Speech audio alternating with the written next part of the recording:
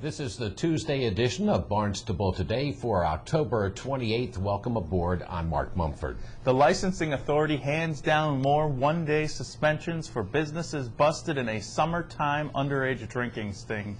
That's our lead story. Thanks for joining us. I'm Kevin Friel. A not-for-profit establishment in Osterville was among those facing the authority yesterday in Town Hall. Representatives of the Osterville Veterans Association, better known as the Foxholes, said they are making every effort to comply with the law. Any questions for the officer?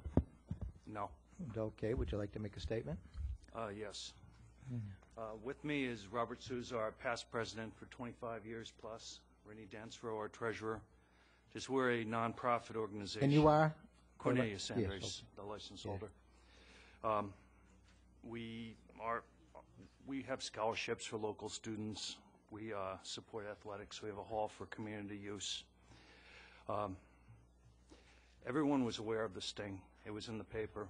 It was shared with the staff. This year, we put every single person in the staff through TIPS training. All doormen, everybody went through TIPS training, myself included, Rainey included. That evening, we had a doorman at the door. The doorman was responsible for checking all IDs. We have purchased an ID checking machine. We do scan the IDs in. On our records that night, we have an 18-minute window where no IDs were being checked.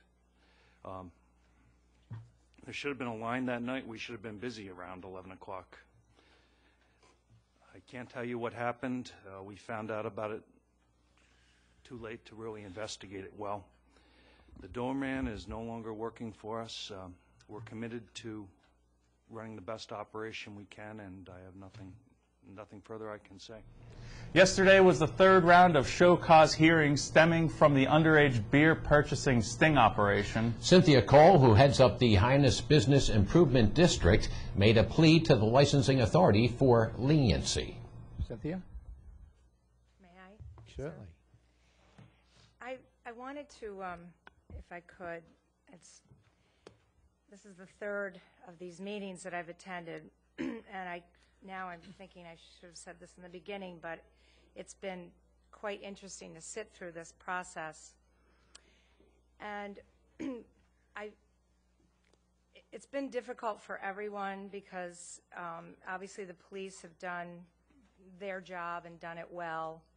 They've done a great job in educating all of the establishments first and how to run their organization correctly. And they've informed people through the newspapers and letters that they would conduct a sting.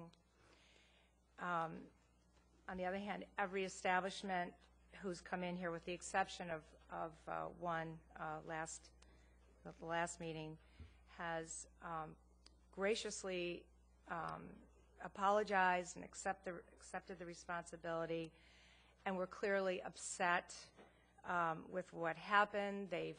Most of them have fired the employee who was directly responsible for the violation.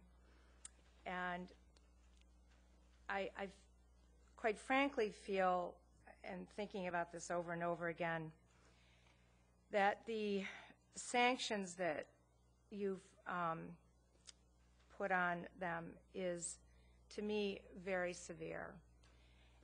And particularly in the downturn of the economy,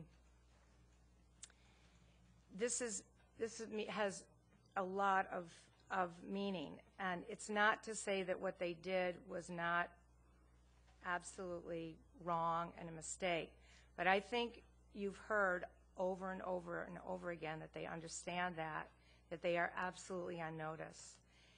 And usually in this process, people are given a warning first, and then they're fined or punished the second time around.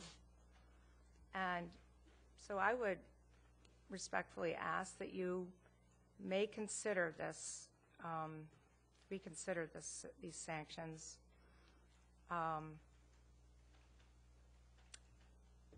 And maybe even make it, as you just talked about in the last case, making it a longer suspension, or the next time it happens, it would be an even more severe punishment, more than double what it would be for the first time.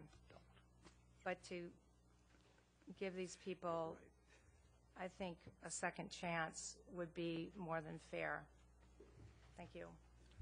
Thank you very much for your input, and we will take your recommendations under advisement. There was a lot to look at recently over at Farm Day at the Audubon Society's Long Pasture facility in Barnstable. Barnstable Today Director Kevin Foster was there with camera and microphone. He caught up with the town's Coastal Health Resources Coordinator, Karen Malkus. Karen, you work for the health department. You have a rather unique job description and title for the town of Barnstable. Can you tell us what that is and what you do? Yes, I'm the Coastal Health Resource Coordinator, and my job really is to find sources of pollution and remediate them, particularly bacteria. And the main source of bacteria that's from humans actually comes from faulty septic systems or old cesspools that are left still in the ground, and people probably even aren't aware that they're there. So it's a beautiful day. We're here at the Mass Audubon Society's Long Pasture Sanctuary, and you're here with a rather unique-looking toilet system.